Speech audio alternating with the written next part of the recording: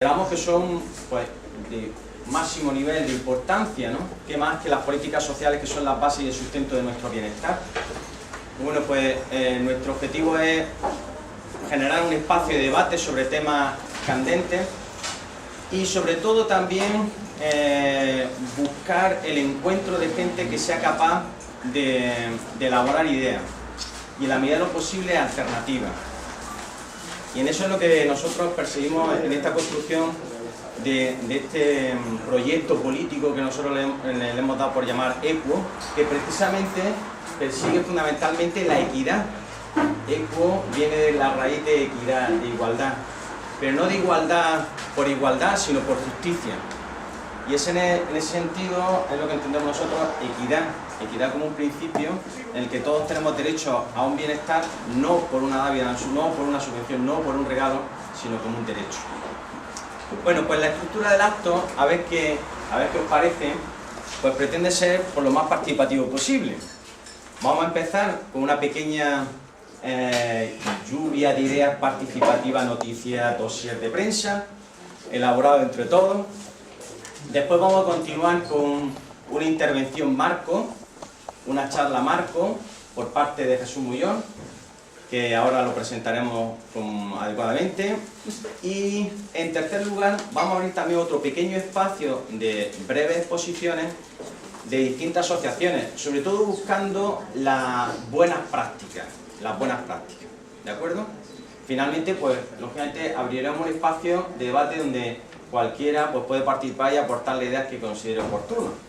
Y en cualquier caso ya también os comentaros que estáis también, bueno, tenéis la oportunidad de intervenir en el momento que veáis oportuno.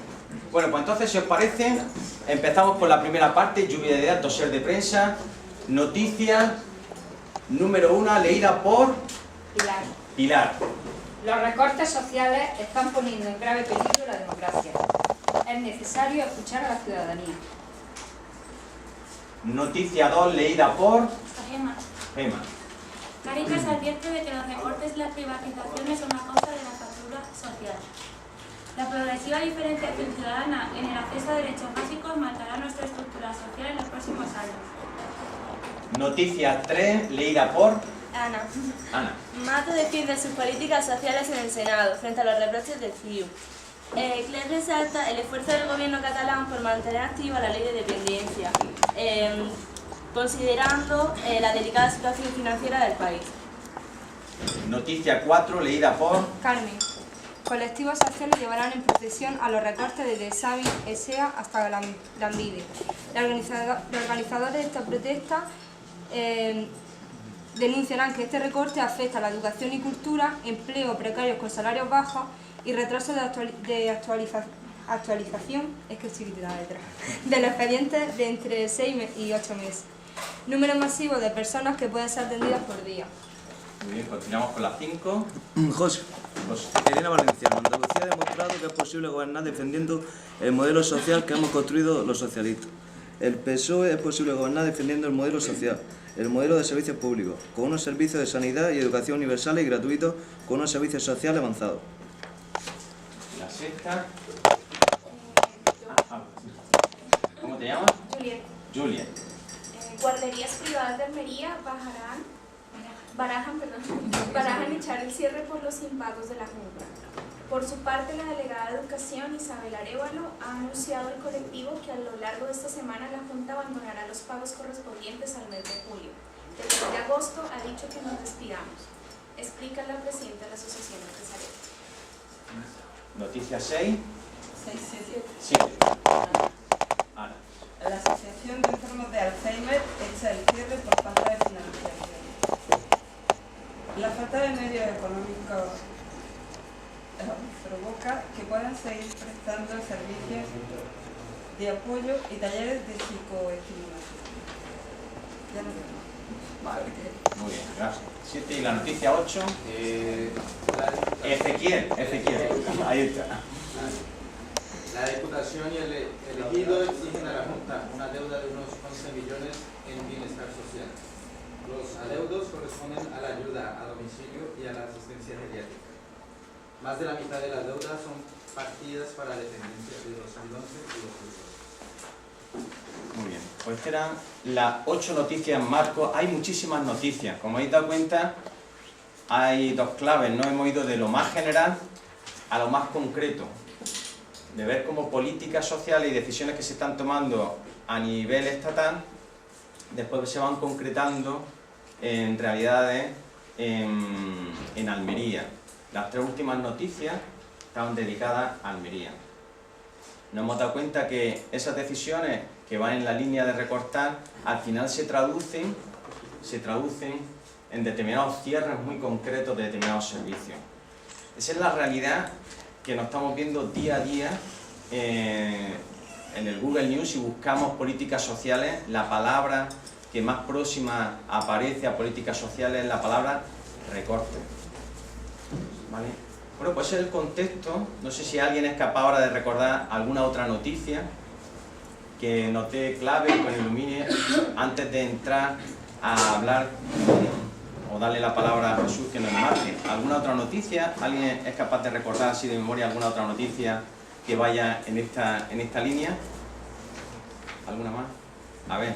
Una noticia que todavía no ha salido a la prensa, pero la guardería del Alquian, que dependía del Ayuntamiento de Almería, Servicios Sociales, cierra. Todo un histórico y todo un modelo educativo, porque la guardería del Alquian ha sido todo un modelo de educación durante muchísimos años. Bueno, pues seguramente noticias de estas saldrían bastante más. Pues si os parece, todos tenemos conciencia de esa realidad. Y a partir de esa realidad, pues el objetivo, como os decía, del laboratorio de ideas es construir algo alternativo, dar luces. Pero la realidad, como estamos viendo, da pocas luces. Le damos la palabra a Jesús, si os parece. Jesús Muñoz. Adelante. Jesús Muñoz Rodríguez. Me ha dicho que sea muy breve la presentación. Sí, pero, por favor. Si nos conocemos ya. Es un currículo importante y largo.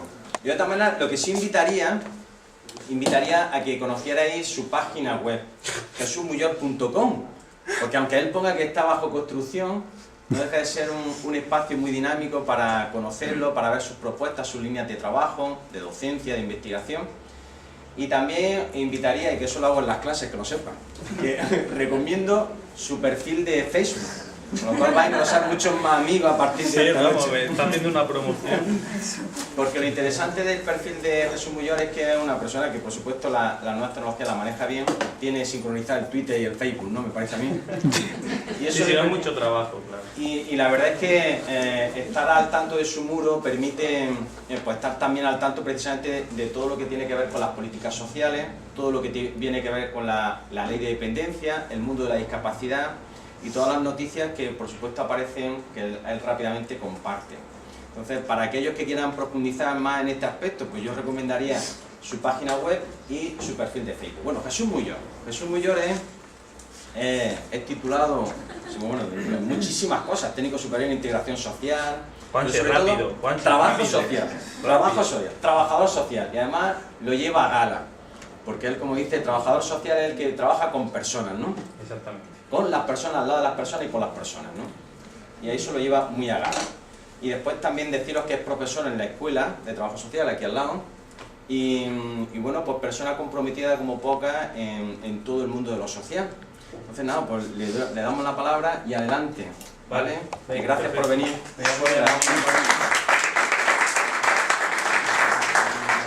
Bien, muchas gracias por la presentación, Juanse, y gracias también por la invitación de ECUO a participar en este laboratorio, que estoy seguro que de aquí vamos a sacar muchas cosas, y lo hablaba con Tomás, lo hablaba con Juanse. No se trata de yo dar una clase magistral, porque ni se pretende con eso, pero sí vamos a intentar encuadrar estos aspectos que lamentablemente la gente que estamos aquí conocemos, y que de alguna manera, yo creo que eso podemos debatirlo posteriormente, tenemos que transmitirlo al resto de la sociedad. Es decir, los que estamos aquí, lo que voy a hablar lo conocemos, lo sabemos de sobra, y de alguna manera esto tendría que ir enfocado a esas personas que están fuera de estas puertas y que son los que realmente necesitamos para empezar a construir también una sociedad más justa, equitativa, para todos.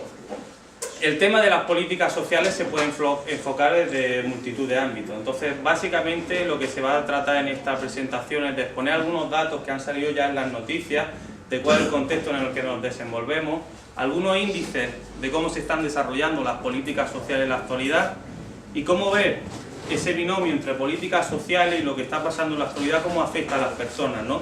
Como trabajador social y los que estamos en el ámbito de lo social vemos el rostro humano que se dice el día a día de las personas y vamos a intentar encuadrar cómo una política social puede afectar al día a día de una familia, de una persona. He puesto esta frase, ¿no? Dice: la desigualdad social es más violenta que cualquier protesta. Esto sugiere muchísimas cosas. También a mí me gusta mucho también lanzar como frases que nos vayan pensando un poco, ¿no? Y la desigualdad social es más violenta que cualquier protesta. Creo que sugiere muchas cosas, pero si la pongo aquí básicamente son por dos cuestiones principales. Una, porque actualmente vivimos en una falsa política, sin entrar en eso, en una política donde curiosamente se desprestigia el valor de las palabras, ¿no? Vivimos en una democracia donde lo principal son la palabra. Nosotros votamos cada 4 años, nos creemos la palabra de un político y luego hace lo que quiere con esa palabra.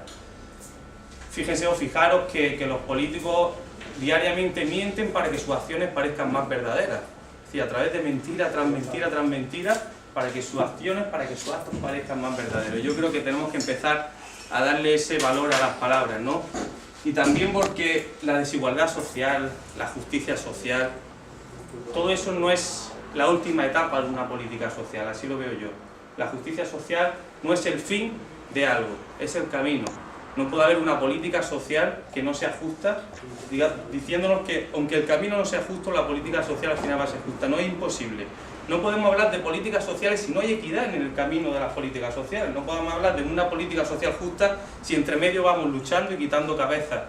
Es decir, si las políticas sociales tienen que ser justas, desde el principio debe haber justicia.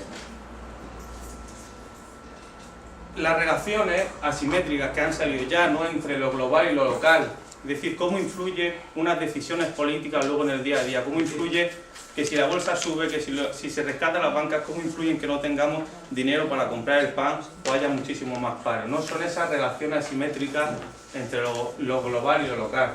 Es decir, cuando la injusticia de unos pocos acaba con la justicia de todos, ¿no? Podríamos titular un poco esta idea que quiero sacar. Fijaros, datos de Intermón Oxfam dice la mitad de los ingresos mundiales está controlada por un 10% de la humanidad. Los ingresos en 2012 de las 100 personas más ricas del mundo podrían acabar 4 veces con la pobreza mundial, en 2012. El 1% de las personas más ricas del planeta han incrementado su ingreso en un 60% en los últimos 20 años y la crisis financiera no ha hecho más que acelerar esta tendencia en vez de ralentizarla. Es decir, estamos en un contexto, que luego hablaremos de él, en un contexto tóxico, en un contexto donde si las cosas tendrían que ir en un camino, en una dirección, parece que todo va al contrario. Cada vez hay más ricos que son más ricos y cada vez hay más pobres que son más pobres y la diferencia entre rico y pobre se agrava muchísimo. Dando un pasito más de lo general o local, lo que pasa en España, aproximación al impacto en España, un subtítulo que me gustaría decir: cuando sobrevivir se convierte en un acto revolucionario. Yo creo que es un titular que nosotros podíamos traer en España: cuando sobrevivir se convierte en un acto revolucionario. Vivimos en un contexto donde luchar por nuestros derechos, luchar por el día a día, luchar por sobrevivir parece como un acto, ¿no?, de rebeldía incluso. En España encabeza los primeros puestos entre los miembros de la Unión Europea con mayor desigualdad, si no el primero, según índices, con mayor desigualdad en España. Dentro de 10 años, el 20% de las personas más ricas de España ingresarán 15 veces más que el 20% de las personas más pobres. Y esa diferencia entre ricos y pobres se amplía. La tasa de desempleo alcanza el límite histórico y se agrava en sectores de población de riesgo, como puede ser inmigración, jóvenes, mujeres o mayores de 45 años. El tema del desempleo daría para multitud de charlas. Es decir, es una situación tan grave que ya quizás nos sobrecoge a todos, ¿no? Nos ocupa a todos el tema del desempleo. Esto, insisto, son solo unas cifras, unos datos que se podría hablar de muchísimas otras, se podría hablar de temas de desahucio y muchísimas otras situaciones. Esto es un informe de FOESA de Cáritas que salió hace 5 días y nos dice: 1 de cada 5 personas en España está en situación de pobreza. Fijaros eso, que nosotros cuando comíamos hace 5 o 6 años veíamos que los pobres eran esos que eran negros, que vivían en un sitio que no sabía dónde estaba y a nosotros no nos iba a tocar nunca. Y ahora 1 de cada 5 personas en España está en situación de pobreza. Casi un 22% en pobreza relativa, casi un 6,5% pobreza severa o extrema pobreza. Es decir, pobreza relativa según indicadores o índices son unos 10 millones de personas que están en pobreza relativa, es decir, que ingresan al año una media de 7.500 euros o menos al año, y con eso deben de sobrevivir. Pobreza extrema, hablamos de unos 3 millones de personas que ingresan unos 3.200 euros o menos al año, y con eso deben de sobrevivir. Fijaros los índices tan altos que estamos hablando entre un 22% y un 7%, es decir, entre 10 millones y 3 millones y medio de personas en España, muchísimas personas. Se advierte de una nueva clase social, es decir, trabajadores pobres. Ya tener un trabajo no te asegura salir de esa situación de vulnerabilidad social, de exclusión social o de pobreza. Tener trabajo, puedes tener trabajo y tener un trabajo precario, puedes estar explotado en el trabajo, puedes tener un trabajo y no cobrar, o puedes cobrar y que tu dinero no te llegue para poder sobrevivir, para poder llevar el día a día y llegar a fin de mes. Cerca de 2 millones de hogares españoles tienen a todos sus miembros en paro. Y no solo son 2 millones de personas de hogares españoles, sino con todas las consecuencias sociales y las causas que eso conlleva, el no tener ingresos en una familia. Este es el panorama o el contexto, insisto, podríamos hablar de muchas otras situaciones, son crudas o tristes o desalmadas, pero es la realidad. Es donde el contexto donde una política social debe desarrollarse. Si este es el contexto, supuestamente, ideológicamente, las políticas sociales surgen para minimizar esto, para paliar estas situaciones, no para agravarlas, para paliarlas, para minimizar estas situaciones. La vulnerabilidad social y en los servicios sociales, ¿no? El subtítulo que he puesto, cuando los servicios anticrisis están en crisis. Es decir, vivimos en un contexto muy difícil donde hay que minimizar esto con una serie de políticas sociales que se deben desplegar a través de servicios sociales, y luego nos encontramos que los servicios sociales los tenemos también en crisis. De la demanda de servicios sociales se produce un aumento de la demanda en los últimos años de cerca de un 55% en relación de los servicios sociales.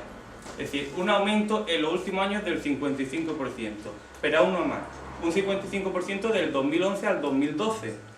Pero si contamos desde el inicio de la crisis, finales de 2006-2007, cada año ha ido aumentando. Es decir, desde el inicio de la crisis hasta ahora podemos tener un aumento de servicios sociales de casi un 150%, de demanda de los servicios sociales. Si hablamos de demanda de servicios sociales de emergencia, es decir, de situaciones límites, tenemos un aumento de la demanda de un 200% en relación a otro año. Insisto, cuando los servicios sociales o las políticas sociales se hacen más necesarias que nunca, vemos que las políticas sociales se reducen y parecen que son más innecesarias que nunca. Los presupuestos en materia de servicios sociales han sufrido este año, solo este año, un 50% de reducción. Es decir, si sumamos los años anteriores podemos llegar a que casi un 80% de las partidas presupuestarias, como el plan concertado o otro tipo de presupuestos para los servicios sociales. Actualmente, aquí hay trabajadores sociales, educadores sociales, lo pueden corroborar, los servicios sociales, da igual el territorio, da igual el municipio, da igual la ciudad, la comunidad autónoma donde lo encontremos, los servicios sociales están al borde del colapso. Sin poder tramitar ayuda o servicios porque no hay prestaciones económicas para ellos, no hay presupuestos para derivar a una serie de servicios porque, como se han dicho, se están cerrando residencias, se están cerrando guarderías, no hay presupuestos para ellos, pero además no podemos atender la relación de ayuda, es decir, una persona viene en un estado de crisis, de ansiedad, no podemos trabajar esa relación de ayuda, de minimizar ese riesgo, de controlar los estados de ánimo de la persona, porque tenemos un desborde que es tal que no tenemos tiempo para ello. Es decir, no solo no le puedo gestionar una ayuda, pero es que tampoco le puedo atender adecuadamente porque tengo una cola impresionante. Y no nos pagan, entre comillas, para eso, sino para ver de qué manera decimos que lo estamos haciendo bien. Daría para debatir muchísimo.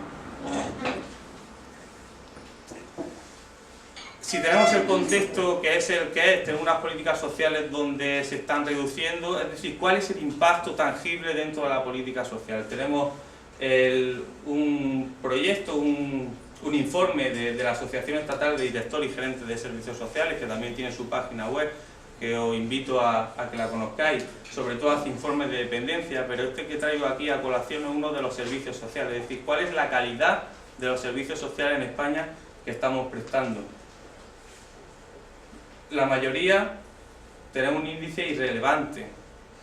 La mayoría es un índice entre el 0,8 y el 3,60 de la calidad de los servicios sociales. Esto mide algunos índices como puede ser el número de trabajadores dentro de servicios sociales, el índice de cobertura de los servicios, si hay más o menos residencias, centros de estancias diurnas, la renta básica o renta mínima de inserción, también es muy importante eso, también mide ese indicador.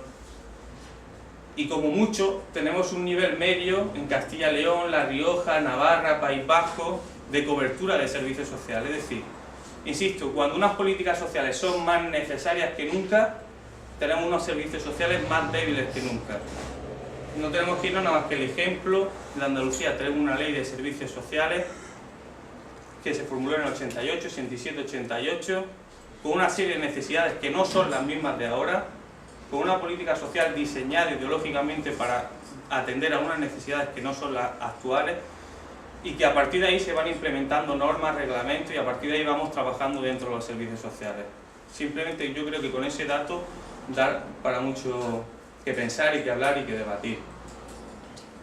Ya para terminar, cuestiones aparte de las que he mencionado que creo que podrían ser importantes para este debate, para cómo podemos ir construyendo este laboratorio de ideas. Es decir, otras cuestiones para el debate: cuando la ciudadanía gobierne, estos políticos querrán echarse a la calle. Es decir, estos políticos, los que supuestamente no están gobernando o dicen que no gobiernan, ¿no? Yo creo que cuando realmente hagamos política o democracia de base, serán estos políticos los que querrán echarse a la calle y no nosotros. Creo que es importante intentar pensar cómo hacemos para pasar del discurso político "nosotros sabemos lo que la gente quiere", curiosamente ni cuando nosotros sabemos lo que queremos, cómo pasamos de ese discurso, pero también al otro discurso, al discurso ciudadano. No, yo sé cómo se resuelven las cosas. Digo esto porque también creo que es muy importante hacer autocrítica desde la democracia de base o desde las asociaciones, entidades, mareas. Es decir, creo que podríamos debatir también si es necesario tantas manifestaciones de diversas mareas. Yo creo que alguna vez lo hemos comentado. Tenemos una agenda de manifestaciones que te llegan al correo y decir, no puedo acudir a todas. Quizá esa agenda tan dispersa de manifestaciones puede hacer que también la gente se disperse, ¿no? Es decir, quizá no estamos haciendo las cosas como las tendríamos que hacer, no lo sé. Simplemente creo que deberíamos de debatir eso. ¿Cómo hacemos para aprovechar las sinergias ciudadanas, el tejido social y la red entre colectivos? Es decir, ¿cómo podemos construir desde la diversidad? Que va un poco a colación de esto. Parece que marea naranja va por un sitio, marea blanca va por otro, marea morada por otro. Yo creo que si todos luchamos por lo mismo, debemos de construir desde la diversidad. Es decir, ¿cómo vamos a intentar establecer esos cauces participativos y ese tipo de comunicación? Que al fin y al cabo es cómo superamos esta democracia incompleta y le damos la vuelta a las cosas, ¿no? Que yo creo que es un poco lo que todos los que estamos aquí queremos, y cómo podemos trasladar también este discurso a la gente que no está aquí ahora, y también es necesario para poder cambiar el rumbo. La frase, ¿no? Yo creo que lo único posible es aquello que lo intenta, y esto es un ejemplo de ello. Si estamos aquí porque nosotros queremos construir un mundo mejor, queremos hacer políticas sociales desde el principio, sean sociales, sean justas, sean equitativas, y no solo sea el último punto de partida. Por mi parte nada más, he ido demasiado rápido porque creo que lo importante no es que yo hable, sino que nos escuchemos entre todos y podamos construir a partir de ahí cosas interesantes. Pues muchísimas gracias. Nada más.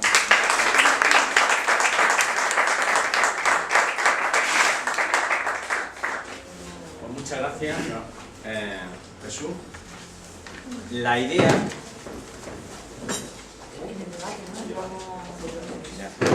La idea sería posiblemente retomar esa última diapositiva que nos dejaba Jesús y abrir un espacio también un poquito más sustancioso o un poquito más de extensión a aquellas asociaciones que hay por aquí presentes y que puedan presentar precisamente esa alternativa.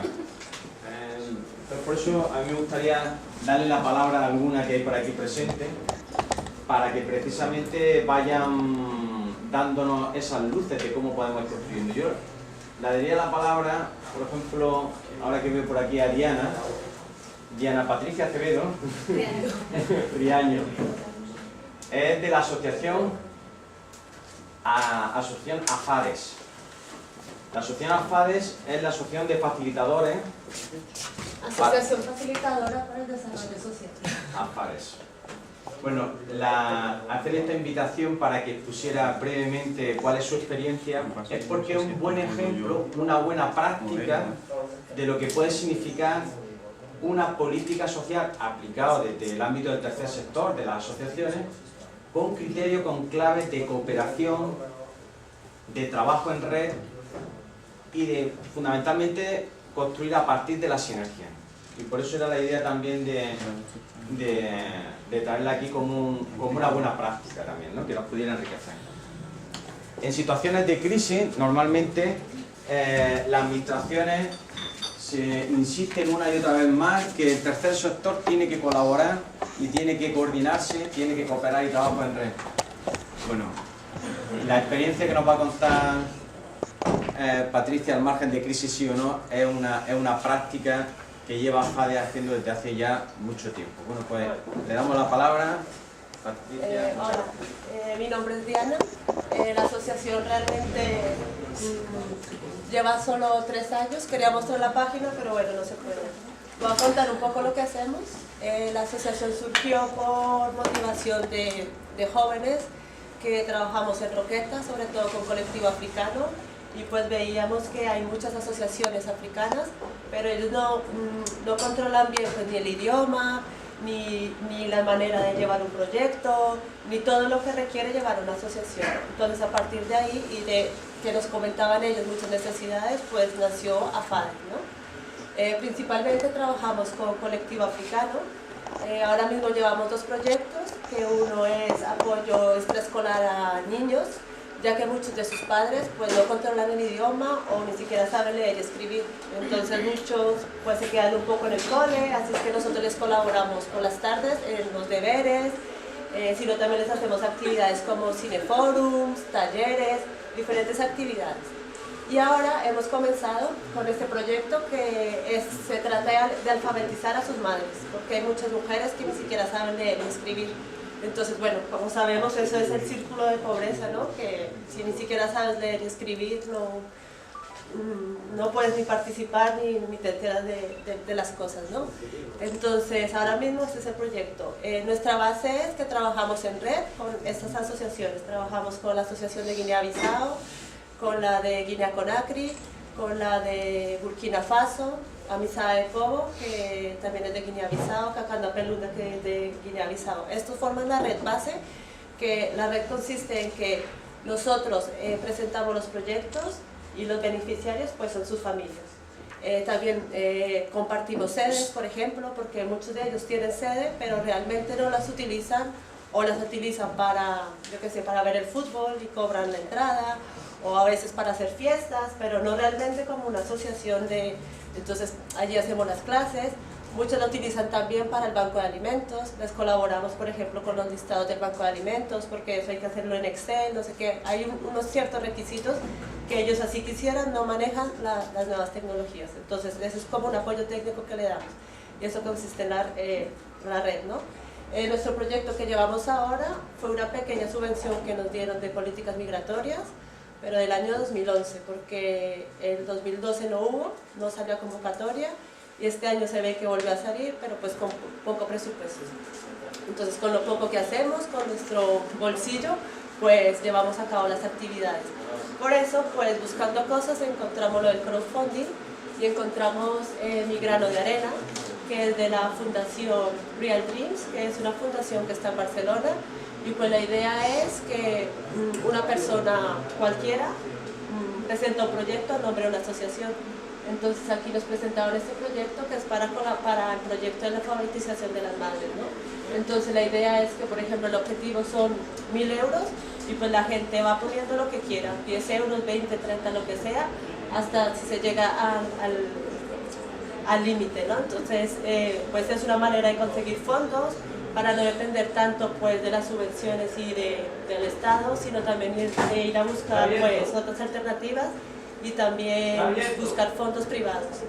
Muchos bancos, muchas empresas grandes tienen fundaciones, sacan convocatorias. Aunque sea un poco difícil, no es imposible. Lo único es pues enterarte bien de las bases, de las fechas. Ahora mismo hay un montón de empresas privadas que tienen fundaciones y tienen abiertas convocatorias. Entonces es cuestión de buscar y no solamente quedarse pues eso con lo del Estado, porque realmente ahora hay muy poco. No sé, era esto, presentar la idea del crowdfunding, del trabajo en red en Roquetas y de lo que hacemos allí.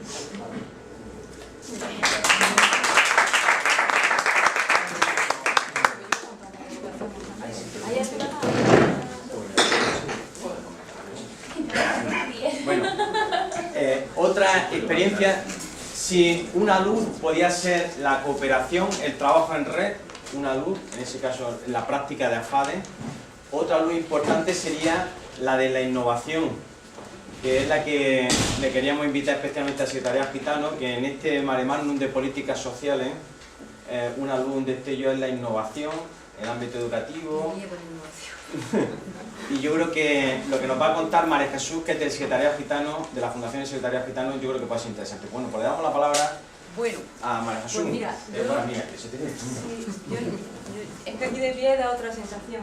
No me había preparado mucho porque no sabía más o menos, pensaba que era así la idea y tal, pero lo que viene haciendo la Fundación desde el año 2001 como fundación es, bueno, cuatro cosas fundamentales, pero sobre todo incidir en las políticas sociales y que además la cuestión gitana esté en la agenda política, porque normalmente no está. Entonces es una de las cuestiones que más importa. Normalmente no está y bueno, primero decir que lo que ha presentado Jesús es la realidad que tenemos y dentro de toda esa realidad están todas nuestras familias gitanas. O sea, porque es algo transversal. Cada vez que hablamos de políticas sociales, de minoría o de sectores vulnerables, la mayoría de nuestras familias gitanas están en eso. Y muchas de las cosas que ha dicho es lo que día a día estamos trabajando. Pero más, podéis preguntar si básicamente trabajamos eso y básicamente trabajamos vivienda, educación, igualdad de trato, salud y alguna más. Bueno, está mi compañera Mari Carmen, que ya aprovecho también para presentarle, si se me escapa algo más también. Bueno, tenemos tareas transversales como mujer, etcétera, etcétera, que ahora mismo, como dice Jesús, estamos en crisis total. O sea, no trabajamos muchas áreas, sino que tenemos que trabajar todas las áreas, con menos personal y encima cooperar. O sea, que es lo que ha comentado, sacar mucho más resultados, porque si no te vas a tomar por saco y con mucho menos recursos. Lo que sí tiene de bueno la Fundación es que lo que no se ha hecho a nivel nacional, no se ha hecho a nivel estatal, se está consiguiendo a nivel europeo. En la línea de lucha contra la discriminación y la pobreza, una de lo que se consiguió sensibilizar en Europa es la cuestión gitana, la minoría étnica mayoritaria de Europa. Y en las condiciones, o sea, son, según el CID, la población peor vista, con más discriminación y la que la sociedad mayoritaria ni siquiera no reconoce. Había una pregunta en el CIS que era, si tu hijo estuviera sentado en la escuela al lado de un niño gitano, ¿lo llevaría a la escuela? Y todo el mundo decía que no. Se imaginaron tradicionalmente lo que nos encontramos. Es así, ha puesto la realidad clara y aquí también. Entonces, una de las carencias y por lo que trabajamos, y una de las cuestiones transversales en lo que trabajamos de la Fundación, podéis preguntar un montón de cosas, es que, como él ha dicho, tenemos unas políticas sobre minorías y sobre sus sectores vulnerables, más o menos de finales de los 80, donde sobre todo estaba basado en las compensaciones de las desigualdades. Sobre todo en carencia, porque tenía, bueno, ya sabéis que la comunidad gitana es reconocida a partir del 78 con la Constitución, y a partir de ahí empieza a reconocerse poco a poco hasta el año 80 y tanto, que se la ley de asociacionismo, etcétera, etcétera. En educación a partir del año 85, hasta entonces no podían, si no querían no estarían escolarizados. O sea que llevamos 30 años prácticamente de trabajo de políticas sociales con comunidad gitana. Entonces, veníamos con una carencia en educación, en vivienda, en salud y en empleo, sobre todo. En empleo por cuenta ajena. Porque una de las cuestiones más difíciles que nos encontramos es que cualquier empresa contrate a una persona gitana por el simple hecho de que tenga el apellido Santiago o tenga el apellido Cortés o que o que la forma de hablar. Nosotros llega un montón de usuarios que dicen, enséñame a hablar de otra manera porque es que me notan que soy gitano, o sea, está así de crudo, ¿no? Otra de las cosas que nos encontrábamos era derechos insuficientemente garantizados, que de eso puedo hablar Mari Carmen, que además de derechos, y en consecuencia de eso también deberes insuficientemente asumidos. Es como una pescadilla que se muerde la cola. Por otra parte, veníamos como otra parte que era la atención a la diversidad, que es una cultura insuficientemente reconocida, lo estamos viendo, sobre todo en los medios de comunicación, infravalorada, la comunidad gitana es heterogénea, eso que quede muy claro, y claro que hay un sector más conservador hasta otras, bueno, pues otras personas gitanas que son de otro modo. Sin embargo, siempre el tópico es lo que más se difunde en los medios de comunicación. Y una identidad, a consecuencia de eso también, históricamente basada en la resistencia. Por otra parte, tenemos todo lo que es la promoción de igualdad de trato, que era un rechazo social histórico que ya lleva desde el siglo XV-XVI, una imagen social negativa, una discriminación directa y otra que es muy importante y es lo que más trabaja la Fundación, es una discriminación indirecta, que es lo que más nos encontramos y actualmente muchísimo más. O sea, hay formas muy sutiles de que exista esa discriminación en todos los ámbitos, en educación, en vivienda. Nosotros ahora lo que más nos estamos encontrando es que el acceso a la vivienda es imposible económicamente, porque bueno, es un sector de la población que se ha empobrecido en los últimos 3 años de forma brutal y bestial. El acceso a la vivienda es casi imposible por 2 cosas. Primero, económicamente, pero segundo también por ser gitano, o sea, porque no todo el mundo alquila, la vuelta a eso, o lo que se está trabajando para cambiar eso, en cuestión de, es un poco lo que tenemos como la cuestión gitana, en cuestión de no seguir compensando desigualdades, sino empezar a trabajar la igualdad de oportunidades, en educación, en vivienda, en salud y en un empleo para todos. Ya sé que esto suena aquí como muy utópico y más con pero la cuestión es facilitar el acceso a los servicios que le lleven a esos 4 sectores, por llamarlo de alguna manera, que creemos que son fundamentales. Es más, hay 2 que es un trampolín bastante importante, sobre todo que es la vivienda y el empleo, y son las que más difíciles tenemos ahora mismo. Luego, si queréis, podemos hablar de educación, porque ahí también hay patatas, pero la vivienda y el empleo es lo que ahora mismo lo tenemos mucho más difícil, porque hay una vuelta atrás. Es verdad que las cifras dicen que en España hay un 5% solo de chabolismo, pero lo que no se dice es cuántas familias viven en una misma casa, en qué condiciones viven en una misma casa, etcétera, etcétera. En los últimos 2 años hay una vuelta a la casa de los padres, y en los barrios que conocemos en Almería, que hay 4 barrios muy característicos, donde están, bueno, hace 4 o 5 años una realidad que nos encontrábamos es que muchas familias jóvenes gitanas estaban empezando a emanciparse, se cogieron una hipoteca y además empezaron a trabajar por cuenta ajena, bien en la construcción, etcétera, etcétera. Esto ha dado la vuelta en cuestión de meses, pero llevamos 2 años así y ahora pues las condiciones en las que hay esas familias, bueno, pues, es una realidad que nos encontramos.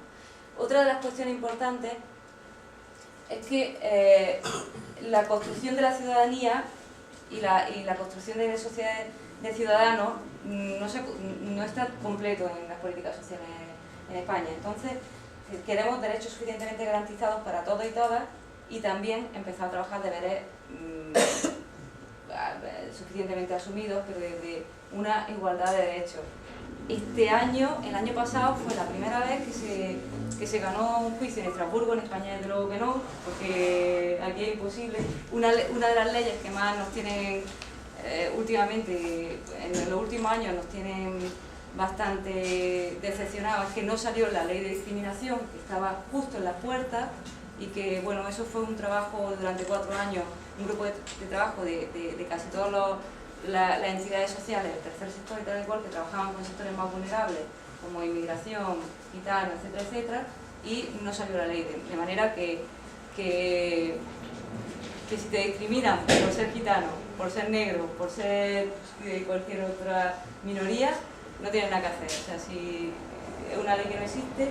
Y además hay otra cuestión que enganchando con eso, en cuanto a la construcción de la ciudadanía, también está en la igualdad de trato efectiva, o sea, que no existe tampoco.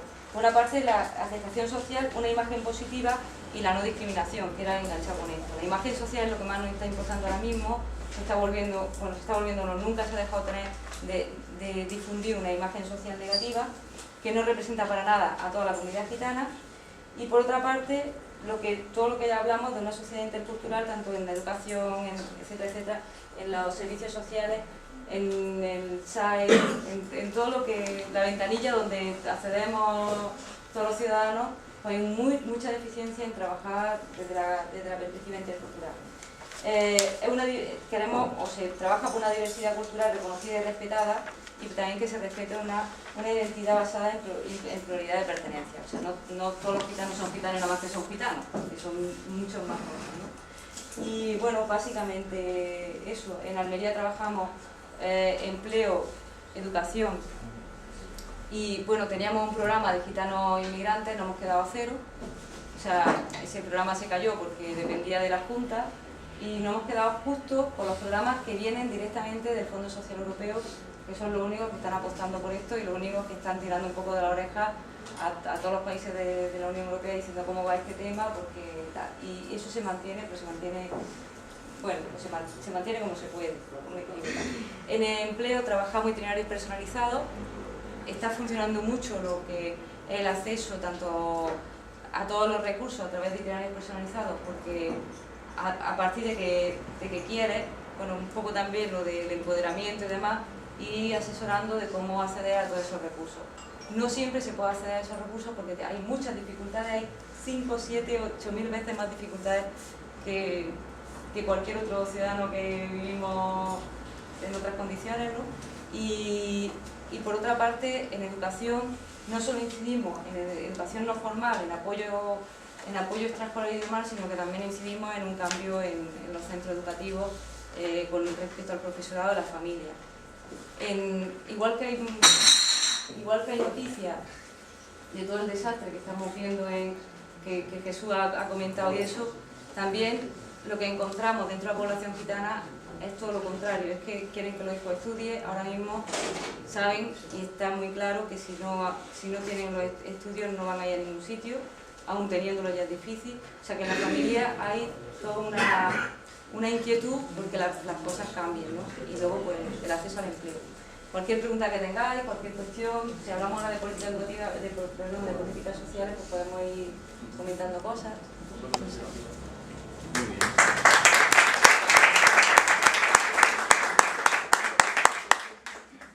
Bueno, pues después de la intervención de Patricia, que iba en clave de cooperación, la intervención de María Jesús en clave de sensibilización y educación, hay que poner en la agenda política a primer nivel los temas de políticas sociales. Yo quiero darle la palabra, aunque sea un asalto a mano normal, a Gema. Gema es buena amiga y colaboradora en Cáritas. Hombre, yo creo que una breve visión. Cáritas es una entidad que precisamente en temas de exclusión, pues lógicamente tiene que participar. Cuando comentaba Jesús los datos del informe FOESA, ya sabéis que es una fundación impulsada también desde Cáritas, y que en este caso en Almería, pues para daros algunos datos, pues aglutina a más de 600 voluntarios en toda la provincia, y tiene, digamos, 75 Cáritas parroquiales, es decir, que una de las organizaciones que están más cerca y a más a pie de calle. Entonces, si quieres, Gema, pues que nos cuente cómo trabaja Cáritas en ese clave que también ha mencionado Jesús, que me parece muy importante, que es la relación de ayuda. Aunque sea 5 segundos, Gema, relación de ayuda, que es muy importante, que ha mencionado Jesús, que yo creo que es muy interesante. Es una encerrona, pero...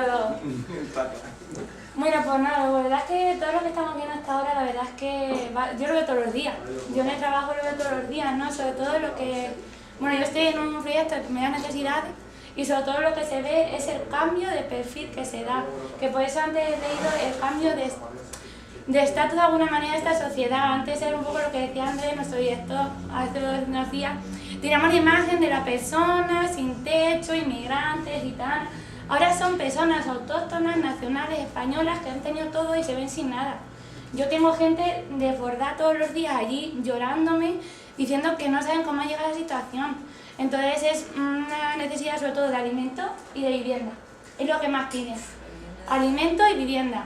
Pagar luz, pagar agua, pagar hipoteca, que me echan de la casa, que estoy viviendo con mis hijos en una habitación. O sea, es O sea, que luego yo trabajo mucho conjuntamente con las caritas parroquiales, les pasa lo mismo, la mayoría son voluntarios. Esas personas no saben, muchas veces, hoy he tenido una de ellas, no saben cómo llevar esos cauces, se ven desbordadas, me dicen, es que estoy a punto de dejarlo muchas veces, por la situación en la que estamos viviendo, y es que hay unas políticas sociales que yo no... Yo ya he estudiado muchas veces educadora social, integradora, y aún no me caben en la cabeza. El otro día haciendo un máster y el otro día discutiendo incluso con una profesora sobre la política, y no me daba la razón, pero yo creo que es una hipocresía total lo que existe, y yo creo que esto no sé hasta qué punto va a cambiar, pero vamos, hay que cambiar como sea, pero ya, porque si no en esta situación se nos está yendo, no, se nos ha ido ya de la mano, totalmente. Totalmente. Y no sé qué decir, si es que ha sido al plan de venga, sal. Hombre, a mí la clave también que aporta Cáritas es la idea de relación de ayuda. Sí. ¿Cómo trabaja esa relación de ayuda? En clave personal, bueno, que me gustaría que explicara un poquito esa, ¿cómo entiende la relación de ayuda Cáritas? La relación de ayuda sobre todo es por el voluntariado. Voluntariado es fundamental, de hecho en vez de estamos 7 contratados nada más. Y 600 y pico aquí voluntarios, o sea, es una, o sea, yo pienso que sin ese voluntariado no existe esa relación, una relación de tú a tú, o sea, la persona para allí. Hay gente que me dice, es que me metí una mañana la persona sentada aquí llorándome, da igual, escúchala, o sea, es un cara a cara, es no vengo, te firmo unos papeles y vete a tu casa. Es un siéntate, vamos a hablar, vamos a ver qué es lo que te pasa, vamos a ver desde dónde te puedo ayudar, vamos a ver ese foco. Y luego tampoco presiones a la persona que venga, déjale que ella venga, porque muchas veces eso, no sabe, o sea, o no admite o la vergüenza de tengo que ir, no tengo que ir, tal, entonces déjale que venga. Una vez que venga, te sientas delante de ella y que hable lo que quiera o que haga lo que quiera. A partir de ahí vamos a ver dónde te podemos ayudar, qué podemos hacer, tal. Es un poco, la verdad es que eso, ahora mismo estamos también despegando un poco aquí, la artesana, pero no sé si te he respondido. Muchas gracias. Bueno. No, de nada.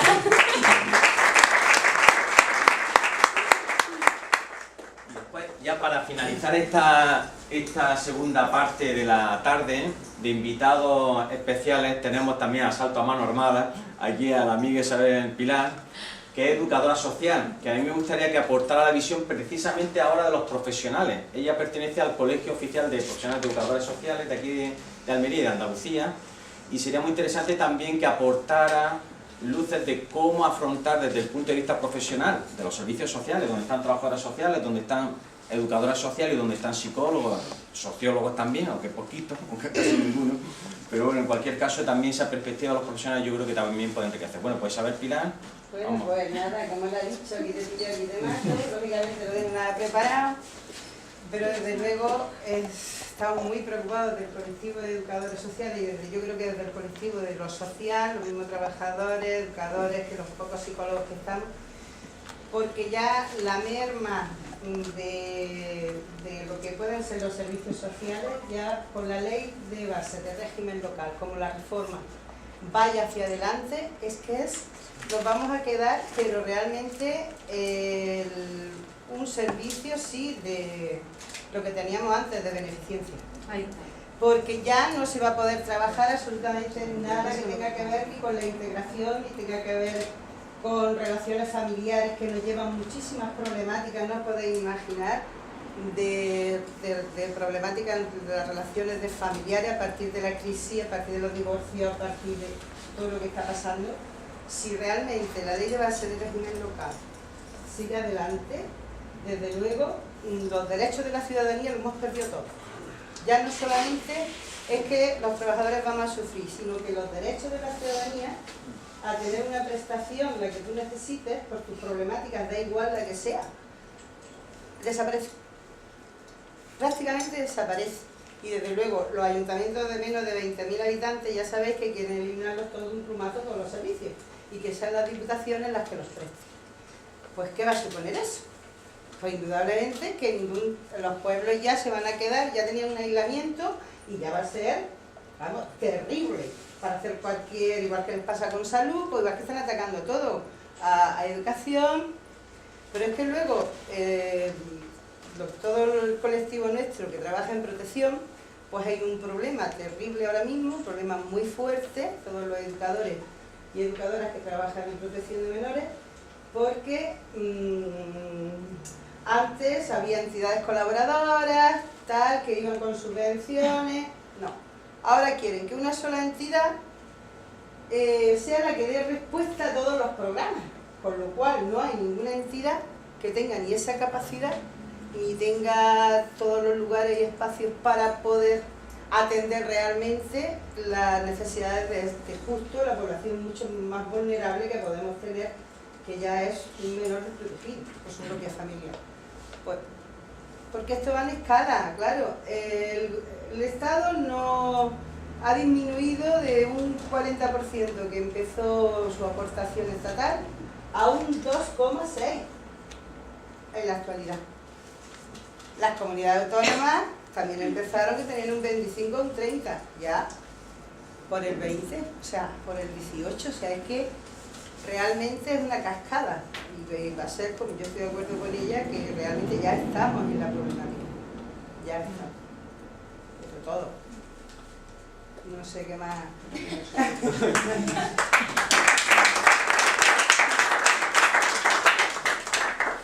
Bueno, pues por reconducir un poco el debate, yo creo que el análisis se resume en uno de los titulares que se leía y que también resaltaba Jesús, que está en una situación, ya no que estemos cerca de la fractura social, sino que ya estamos ya delante de la fractura social.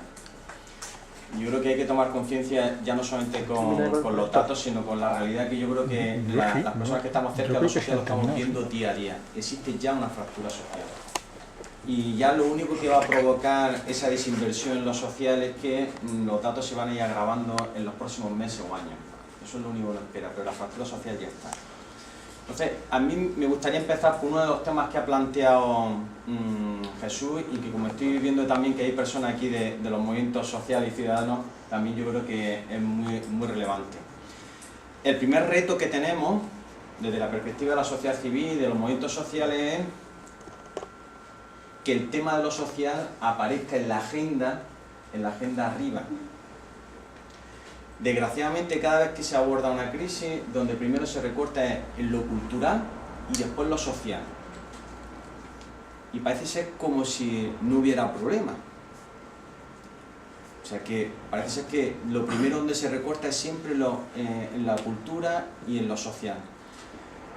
Entonces tenemos toda una primera batalla de movilización, de sensibilización, que todo lo social aparezca en la agenda política arriba, ¿no?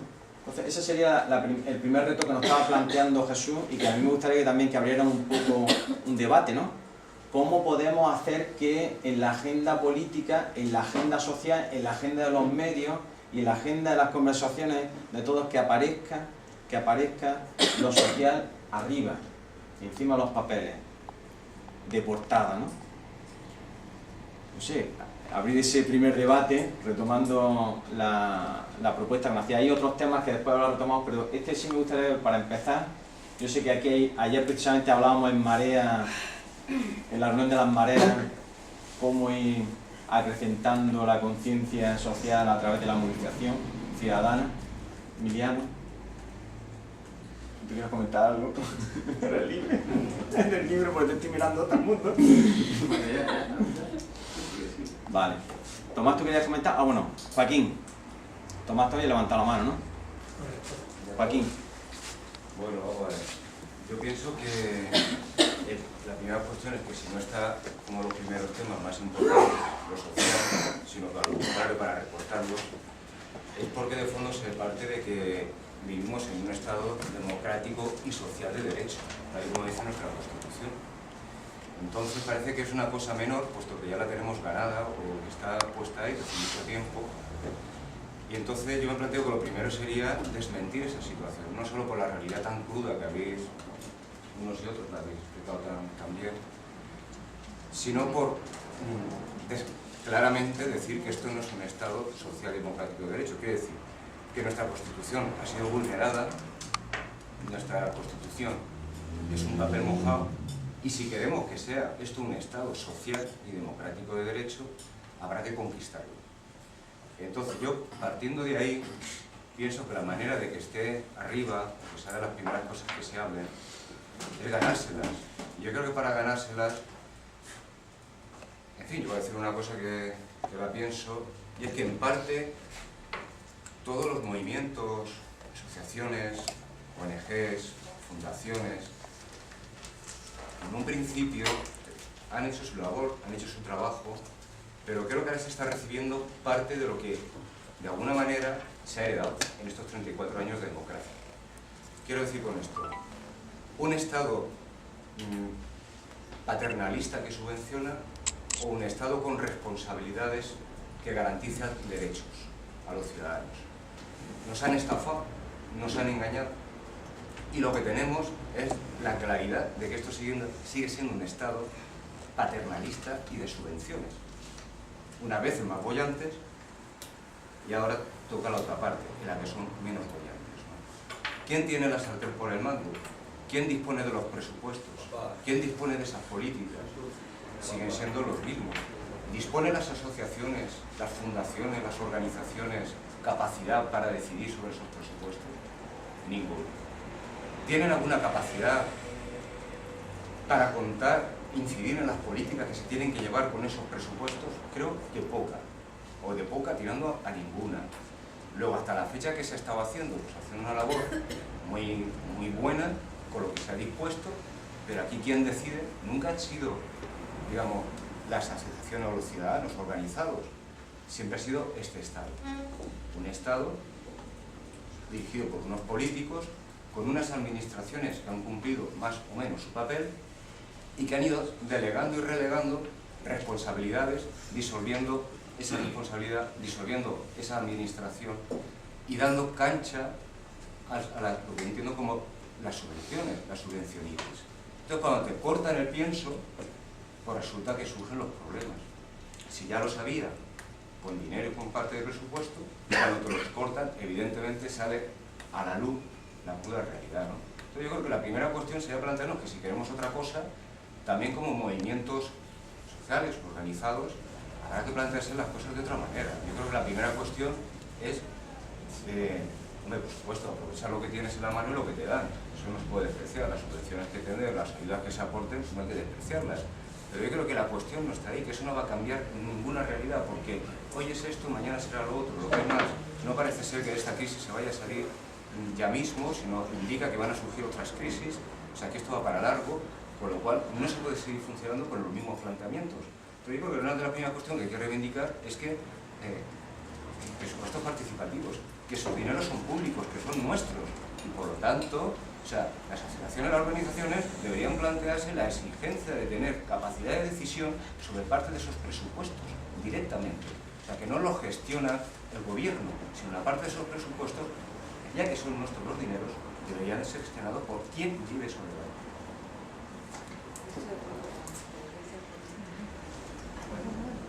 Estaba Tomás con la mano levantada, pero Tomás, Mar y después Marensu. Está abierto, ¿no? O sea, que el que quiera intervenir... Bueno, en parte era lo que ha dicho Joaquín. En la parte económica, yo a eso de los presupuestos participativos le añadiría la renta básica universal sin condicionantes, la eliminación de la pobreza real, el ser ciudadanos de pleno derecho. Lo siguiente sería cómo unificamos todo lo que se está haciendo para que sea efectivo, porque lo que falta es la conexión clara entre los diferentes grupos, asociaciones, organizaciones, que cada uno va a su guerra muy dignamente y, como dice Joaquín, con lo que le permiten. Hay que hacer piña y tener objetivos comunes claros. Yo creo que tampoco sería muy difícil. Una tercera parte es la parte política. Lo habréis estado hablando. Hay que hacer a los partidos políticos hacedores de esas políticas sociales. No podemos esperar a que se les ocurra a ellos, hay que presionarlos. Tenemos un problema y es la información y la falta de empatía. Nos han hecho una sociedad egoísta y poco empática. Necesitamos hacer reflejar en el común de la ciudadanía que esto está pasando y que es parte de su problema. No podemos vivir en el contento que estoy, que tengo casa y trabajo. No, yo tengo un vecino y ese vecino tiene un vecino y mi amigo se acaba de quedar en paro. ¿Y cuál es la situación de mi vecino del frente que tiene una orden de desahucio? Todas esas cosas tenemos que empezar a trabajarlas en red para que haya una posibilidad de futuro, ¿no? Mar.